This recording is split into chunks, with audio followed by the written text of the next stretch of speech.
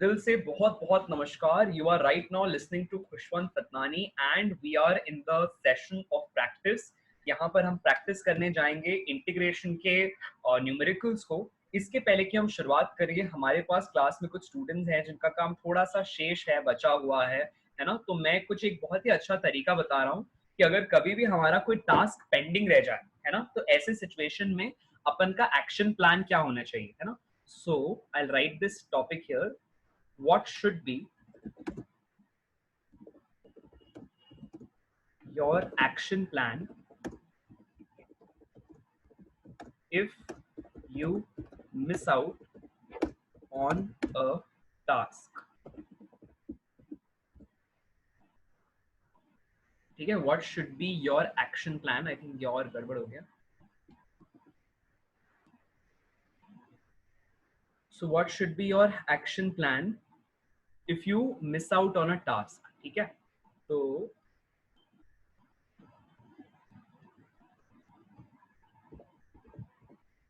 इसका जवाब ये है कि देखो क्या होता है. जैसे अपन ने प्लान किया, सपोज अपन मॉर्निंग एक संडे लेते हैं, ठीक है, अपन फ्री डे है. अपन ने सोचा था कि अपन ना सुबह सुबह जल्दी उठ जाएंगे, है ना. कितने बजे उठ जाएंगे चैतन्य? 8 बजे. चलो सपोज अपन ऐसा सोचा अपन ने कि अपन 8 बजे उठ जाएंगे, है ना. और फिर 8 से सर जो 9 क्लास लेंगे उसको अपन अटेंड करेंगे, ठीक है. फिर उसके बाद अपन 1 घंटे का ब्रेक लेंगे, फिर 10 से 11 खुद से पढ़ाई करेंगे. तो ये अपनी क्लास हो गई, है ना. फिर ये सेल्फ स्टडी हो गई. अपन ने सपोज ऐसा प्लान किया हुआ है, ठीक है. और फिर अपन ने सोचा था कि अपन ना 12 से 3 अपनी फैमिली के साथ बैठ के मस्त कोई मूवी देखेंगे. संडे का दिन है तो एंजॉय करना तो बनता है, तो अपन एक मूवी देखेंगे फैमिली के साथ, ठीक है. फिर अपन 3 बजे के आसपास लंच करेंगे, 3 से 4, ठीक है. फिर अपन थोड़ी देर रेस्ट करेंगे, खाना खा के नींद आ रही है, चलो सो जाते हैं. फिर शाम को उठेंगे 5-6 बजे, ठीक है. फिर 5 से 7 शायद मैं अपनी कोई हॉबी परस्यू करूंगा, है ना. जैसे सपोज मुझे कुछ भी, जैसे लेट्स से गार्डनिंग पसंद है, ड्राइंग बनाना पसंद है, ऐसा कुछ पसंद है और मैं वो करूंगा, ठीक है. फिर उसके बाद मैं एकदम अच्छे से अपने 7 o'clock पे सपोज डिनर कर लूंगा और 8 से लेकर 11 तक मैं फिर से बहुत अच्छे से पढ़ाई करूंगा, ऐसा मैं सोच लेता हूँ, ठीक है. फिर से सेल्फ स्टडी करूंगा. ये मेरा आज का प्लान है, ठीक है. ये एक संडे का मेरा प्लान है सपोज. अब क्या होता है, मैंने गड़बड़ कर दी. मैंने सुबह सोचा था कि मैं उठ जाऊंगा जल्दी, मतलब अगर 8 बजे की क्लास है तो मुझे कम से कम 6 से 7 बजे उठना पड़ेगा ताकि मैं एक्सरसाइज करूं मॉर्निंग में, है ना. ब्रेकफास्ट कर लूं, ये सब चीजें कर लूं, नहा लूं, एक्सेट्रा एक्सेट्रा, राइट. मॉर्निंग के सब टास्क खत्म कर लूं. लेकिन मैं उठा ही नहीं 6 बजे, है ना. मैं उठा कब? मैं कब उठा? मैं सीधा उठा ही बिस्तर से ही, मेरी नींद ही खुली 10 बजे, है ना. अब रियलिटी ने दस्तक दी कि भाई अब उठा ही 10 बजे हूं. तो अब क्या करते हैं, एक काम करता हूँ. मैंने सोचा कि अभी ना अपन सेल्फ स्टडी थोड़ा देर से कर लेंगे. पहले मैं फ्रेश हो जाऊं, आराम से सुस्ता लूं, नाश्ता कर लूं. ऐसा करते करते करते कितना बज गए, ऐसा करते हुए 1 बज गया दोपहर का. अब आप रेडी हो गए, वाह मजा आ गया. अभी सुबह का ब्रेकफास्ट खाऊं कि लंच खाऊं ये तो पता ही नहीं है. तो अब आप करते चलो बोलते हो मम्मी को, मम्मी मेरे को ब्रंच दे दो, थोड़ा सा ब्रेकफास्ट में जो आपने बनाया था ना वो भी दे दो, लंच का भी खाना दे दो, अपन सब खा लेंगे, है ना. एक ही टाइम में खत्म करते हैं, ब्रंच हो जाएगा मेरा, मजा आ जाएगा. आपने खा लिया, अब नींद आने लगी. तो क्या हुआ, आप सो गए, है ना. Suppose you slept. क्या हो रहा है देख रहे हो. सबसे पहली चीज जो यहाँ पे गड़बड़ हुई वो थी, वो क्या थी कि अपन ने देर से उठे अपन, है ना. उसके बाद फिर हर चीज डिले होती चली गई, है ना. अपन ने फिर यहाँ पर जो सुबह ब्रेकफास्ट हो जाना चाहिए था, या सुबह जो काम पढ़ाई के पहले अपन ने सोचा था अपन कर लेंगे, अभी वो वही काम चल रहे हैं. दोपहर का 1-2 बज चुका है ना. इस टाइम पे अपनी मूवी चल रही होती, है ना. इस टाइम पे अपनी मूवी चल रही होती, वो भी गई, है ना. 2 बजे अपन ने लंच किया, ठीक है. 2 बजे अपन ने फिर से बोला कि अब तो थोड़ी और भूख लग रही है, थोड़ा लंच करते हैं, थोड़ा रेस्ट कर लेते हैं. फिर आप रेस्ट करने के लिए सो गए, यू टुक अ नैप, है ना. और आप फिर सीधा उठे शाम को 5 बजे. तो दिन पूरा कहाँ चला गया पता ही नहीं चला, है ना. तो ऐसी कंडीशन को अगर अपन को अवॉइड करना है, ऐसी कंडीशन को अवॉइड करना है, तो अपन थोड़ा सा बैक इन द टाइम जाते हैं, थोड़ा सा बैक इन द टाइम जाते हैं. मतलब हम अगर सपोज अब सुबह 10 बजे उठे है ना, अब भी अपने पूरे दिन का जो कंट्रोल है वो अपने हाथ में है। यहाँ से अपन को 10 बजे के बाद क्या करना है, तो अपना टाइम टेबल देखो, आपने कल क्या टाइम टेबल बनाया था, है ना, क्या टाइम टेबल बनाया था। सपोज अभी 10 से 11 सेल्फ स्टडी का टाइम था ना, वो सपोज अभी नहीं हो सकता है ना, तो छोड़ दो। 10 से 11 अपने आप को फ्रेशन अप कर लो, रेडी हो जाओ। 11 बजे तो रेडी हो। 11 बजे से हो सकता है आप चाहोगे कि अभी क्लास तो अटेंड नहीं हो सकती, you can not go back in time, है ना, सेल्फ स्टडी का भी टाइम निकल चुका है, भूल जाओ।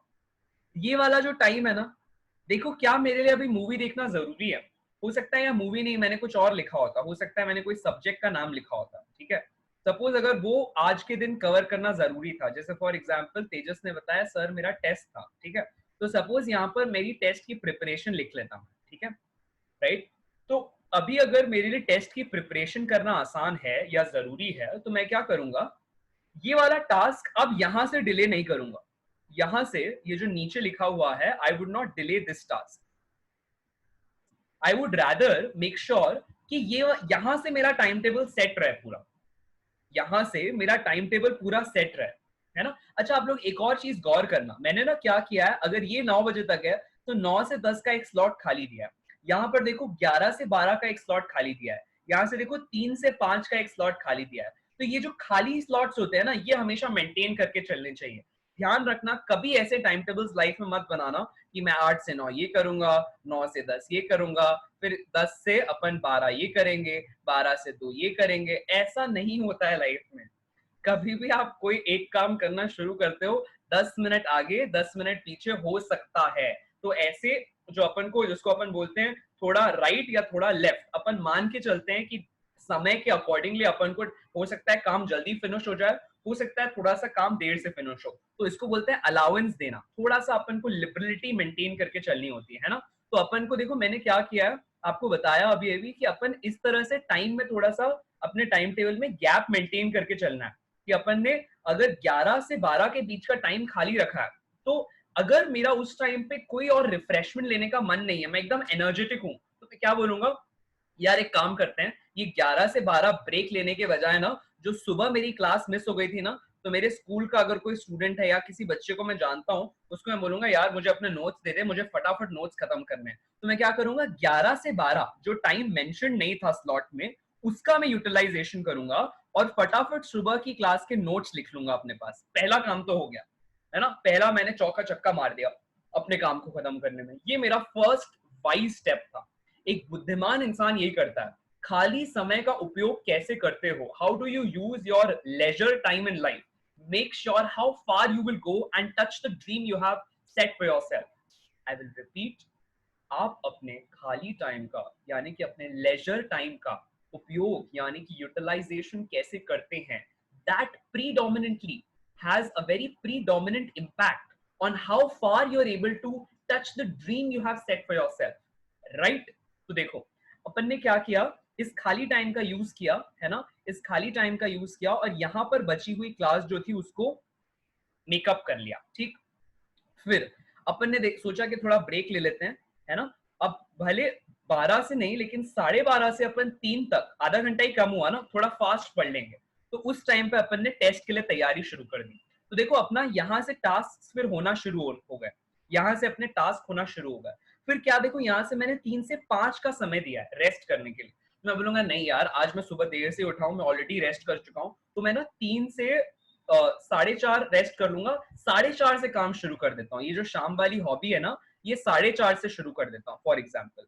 तो then I might take this hobby let's say 4:30, और मैं बोलूंगा यार 1 घंटा काफी है हॉबी के लिए, तो मैं 5:30 तक ही खत्म कर दूंगा, राइट। हॉबी में फॉर एग्जाम्पल मुझे पेंटिंग करनी थी या किसी दोस्त से बात करनी है, ये कुछ भी, anything what ever you feel, you makes you feel good.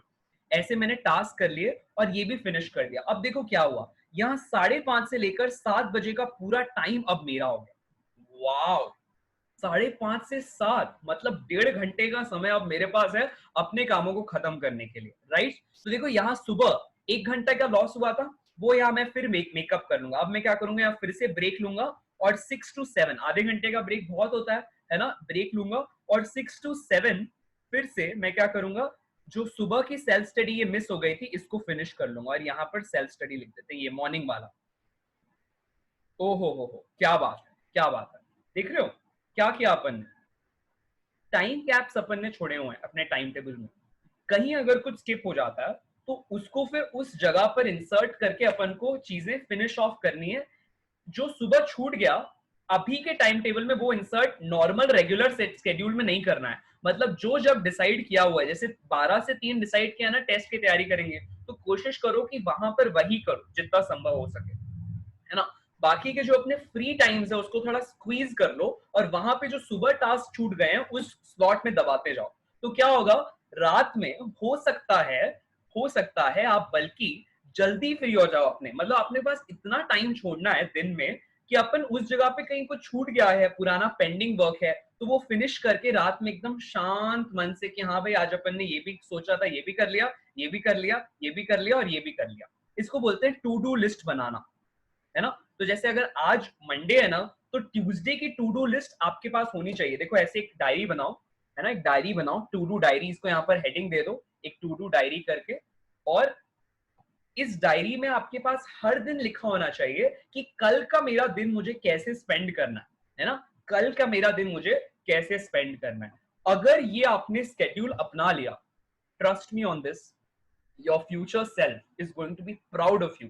Future Chaitanya बोलेगा अपने आप को, यार Chaitanya of class 11th, I am so proud of you Chaitanya, तूने टाइम का कितना अच्छे से मैनेजमेंट किया, I am so proud of you, है ना। मतलब आप अपने आप को ऐसे थप्पी दोगे, वाह वाह वाह क्या बात है क्या बात है। क्लियर हो रहा? मैं एक पॉइंट समझा रहा हूँ कि टाइम का मैनेजमेंट करने के लिए अपन को कुछ बातें ध्यान में रखनी है। पहली चीज, हमेशा प्लान योर डे, अपना दिन प्लान करो कि कैसे बिताना है ना, एक दिन को कैसे स्पेंड करना है। प्लान करने का ये मतलब नहीं कि सारा दिन पढ़ाई करती रहनी है, नहीं। प्लान करने का मतलब है बस देख लो कि डेफिनेट स्लॉट में मुझे क्या क्या काम करना है, 10 मिनट 20 मिनट इधर उधर, ओके, अगर वो आपका अपना पर्सनल टाइम है तो, है ना। लेकिन अगर प्रोफेशनल है, पढ़ाई से जुड़ा हुआ है, ऐसा नहीं होगा फिर 7 की क्लास है तो आप 7:10 पे आ रहे हो, no. if it is linked to somebody else, be on time. If it is linked to your own self, see आपको क्या सही लगता है। So plan your day, है ना, try to follow that plan जितना कर सको, है ना। if अच्छा, make sure करना है कि प्लान करते वक्त leave some blank spaces, leave some blank spaces, कुछ ब्लैंक स्पेसेस छोड़नी है, ठीक है। उसके बाद अपन ने क्या करना है, अगर सपोज थिंग्स गो अनप्लान्ड, मतलब ऐसा भी हो सकता है कि आप अभी पढ़ाई करने बैठ ही रहे थे तब घर पे कोई मेहमान आ गए, है ना। वैसे तो अपन को कोशिश करना चाहिए कि अभी जब 11वीं 12वीं में हो ना, ये सारे फैक्टर्स अवॉइड करो, मतलब जहां जरूरी हो, जितना जरूरी हो उतना टाइम स्पेंड करना है किसी और के साथ, लेकिन अधिकतर मेहनत अपने आप पे करनी है ना। ये 2 साल अपने आप को इतना तराशना है, इतनी मेहनत करनी है अपने आप पे कि you become the master of what you are doing. ये 2 साल आई रिपीट अपने आप पे मेहनत करनी है ना। किसी और के लाइफ में क्या चल रहा है उसकी चुगली करना, बुराई करना, ये वो ये हटा, these things are not important right now. Who is important right now is yourself. हाँ, अगर किसी को जरूरत है आपकी, कहीं किसी को हेल्प करनी है, किसी को हेल्प चाहिए आपकी, तो बिल्कुल करो, लेकिन do not spend your time elsewhere if you think that is not important. हाँ, परिवार से बात करना इज इम्पोर्टेंट, सोसाइटी से मिलना जुलना इज इम्पोर्टेंट, दोस्तों के साथ थोड़ी देर गपशप करना इज ऑल्सो इम्पोर्टेंट, लेकिन लिमिट में, एक लिमिट में, है ना। टीवी देखना is also important, of course खेलना कूदना इज ऑल्सो इम्पोर्टेंट, गिटार की क्लास जाना इज ऑल्सो इम्पोर्टेंट, लेकिन लिमिट में। अपने आप के लिए तय करो कि मेरे लिए क्या जरूरी है। क्या मेरे लिए जरूरी है कि मैं अपनी क्लास बीच में छोड़ के गिटार क्लास चले जाऊं, या मेरे लिए जरूरी है इस वक्त 2 साल के बाद क्या मुझे गिटारिस्ट बनना है। अगर बनना है तो बाकी सब चीजें छोड़ दो और गिटार की क्लास को प्रायोरिटी दो। लेकिन अगर अभी जरूरी है कि मुझे अगले 2 साल में नीट या आईआईटी क्रैक करना है, तो गिटार की क्लास अटेंड करो, लेकिन तब करो जब उसके बदले में आपको अपनी पढ़ाई को सैक्रिफाइस ना करना पड़े, है ना। या गिटार की क्लास थोड़ा सा पोस्टपोन कर लिए, कोई बात नहीं, है ना।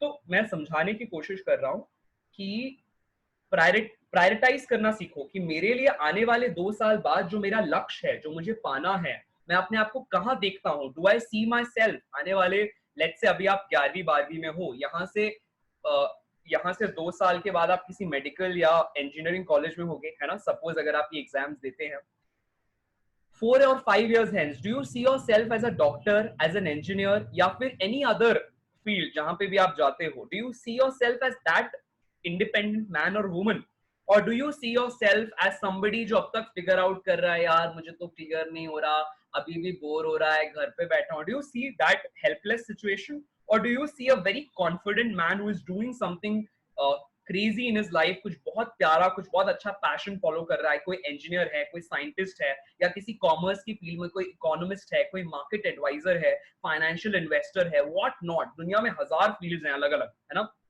Do you see yourself doing that, और do you see yourself sitting at home helplessly, मैं क्या करूं नहीं करूं, क्या क्या भविष्य है, ये देखो, जो भविष्य चुनना है उस भविष्य के हिसाब से अभी के अपने प्रेजेंट के स्टेप्स को ओरिएंट करो। कभी अगर भटक जाओ ना तो अपने आप को याद दिलाओ, यार अगर मैंने ऐसे टाइम उड़ाया ना तो चीजें will not go in the direction जहां मैंने सोचा, फिर मैं घर पे बैठ जाऊंगा, है ना। अपने इंडियन सोसाइटी में जनरली क्या होता है, कई बार जैसे अगर आप अगर बाद में उस समय फॉर एग्जाम्पल कोई रेगुलर कोई चीज नहीं कर पा रहे हैं तो लोग आपको फिर अपने हिसाब से किसी दिशा में ले जाएंगे। कहने का मतलब अगर आप अपने आप को ओरिएंट नहीं करोगे ना तो कोई और आपको ओरिएंट कर देगा, मतलब फिर लोग आपको अपनी दिशा में ले जाएंगे। फॉर एग्जाम्पल अगर आप कोई एग्जाम क्लियर नहीं कर पा रहे हो, आपको इच्छा थी कुछ करने की लेकिन आपने मेहनत नहीं की उस अकॉर्डिंग, आपने ऐसे समय उड़ा दिया, बर्बाद कर दिया, तो क्या होगा, घर वाले बोलेंगे यार तुम घर पे बैठे हो ना, एक काम करो दुकान में बैठना शुरू करो, चलो आ जाओ बिजनेस बिजनेस संभालो हमारे साथ, आ जाओ, ये छोड़ो पढ़ाई लिखाई तुमसे नहीं होगी, आ जाओ तुम बिजनेस में आ जाओ। कहने का मतलब क्या हुआ, अगर हो सकता है तुम्हें उस समय बिजनेस में मजा नहीं भी आता हो लेकिन रोजी रोटी तो कमानी है ना, तो इसीलिए अब तुम क्या करोगे, अपने इंटरेस्ट के अगेंस्ट जाकर you will start working in that business even when you are not enjoying it because it is the need of the time, और करना ही है, वही राइट डिसीजन उस समय, राइट। हो सकता है, पॉसिबली सब्जेक्टिव है, केस टू केस। लेकिन इसकी शुरुआत कहां से हुई थी, इसकी शुरुआत हुई थी 5 years या 5 years अप द लेन, मतलब यहाँ से 5 साल पहले जब मैं अपना टाइम उड़ा रहा था या उड़ा रही थी कि छोड़ो यार, छोड़ो नहीं करते, भाड़ में जाए, ये एटीट्यूड अगर अपन ने अभी ओवरकम कर लिया तो 4 या 5 साल के बाद कोई और हमें किसी दिशा में नहीं ले जा पाएगा, फिर हम अपना निर्णय खुद लेंगे। We will be independently choosing a profession कि मुझे ये काम करना है, मुझे यहाँ जाना है, मुझे वो करना है, मुझे फॉर एग्जाम्पल ऑस्ट्रेलिया से या यूके से अपना मास्टर्स करना है, मुझे इस कंपनी में ऐसा रिसर्चर बनना है, मुझे ऐसा कोडर बनना है, बहुत सारे सपने हो सकते हैं, है कि नहीं। मतलब आईआईटी या एम्स या ये जो भी आप क्यों कर रहे हो, because you want to follow some profession, right. कहने का मतलब उसकी शुरुआत आज से हो रही है, अभी से हो रही है, अभी इस टाइम पे आप अपने टाइम का कैसे सदुपयोग कर रहे हैं, how you utilizing your time right now is going to very predominantly decide your future in times to come. उसके बारे में चिंता नहीं करनी है, बस अभी जो कर रहे हो ना वो ईमानदारी से करना है, और इस तरह का स्केड्यूल फॉलो करो अगर हो सके तो, कि अगर सपोज अगर चीजें अनप्लान हो जाती है फिर भी still balance your present, balance your present, है ना, balance your present and try try to, ये ट्राई टू भी क्यों लिखना, सीधा फॉलो करो, and follow the schedule from that point, from that point। ये अपना उद्देश्य है, ये अपन को समझना है ना, this is what we have to do. एक काम करो, अभी जो मैंने सामने लिखा है ना इसको अपने पास अपनी लेक्चर कॉपी में लिख लो, कोई दिक्कत नहीं है, फिजिक्स की लेक्चर कॉपी हो जो भी लेक्चर कॉपी, लिख लो इस चीज को अभी, ठीक है, जैसे ही लिख लो हैंड रेस करो, ठीक है, yes get going. Sir Kartik अभी 2 मिनट में ज्वाइन कर रहा है, उसकी ओके, बैटरी डाउन हो गई थी। कोई बात नहीं, कोई बात नहीं, ठीक है, जैसे ये लिख लो, इसको लिखने के बाद हैंड रेस करना, ठीक है।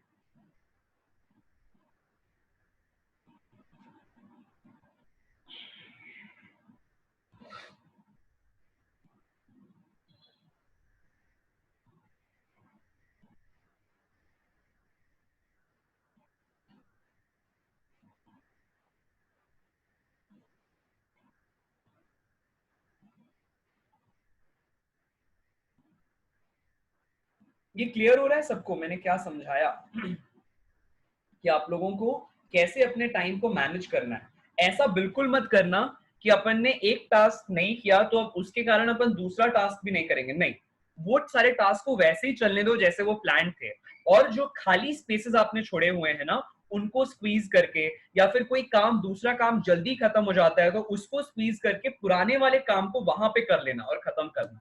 ये फंडा है, ये मेन एसेंस है, आपको ये समझना है, राइट?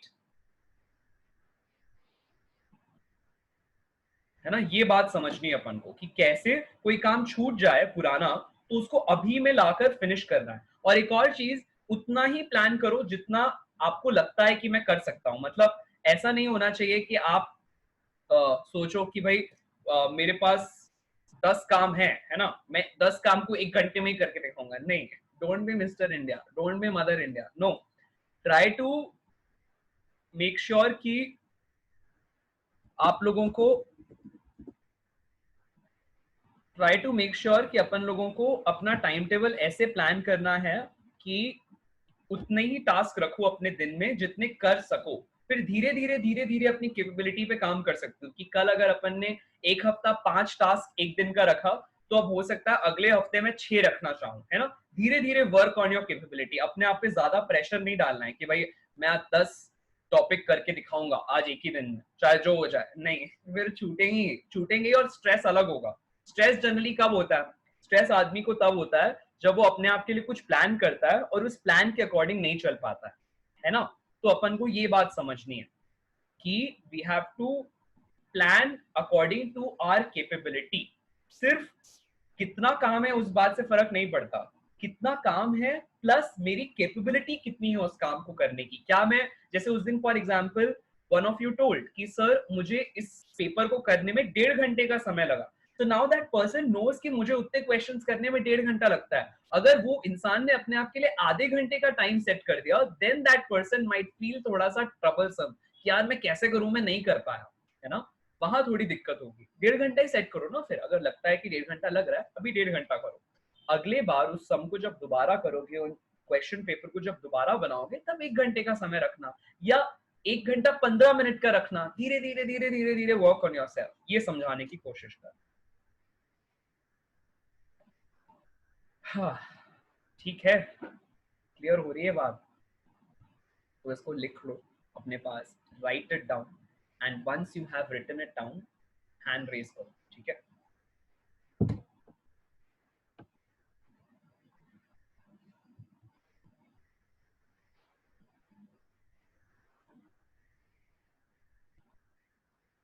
आगे बढ़े, क्लास आगे बढ़े।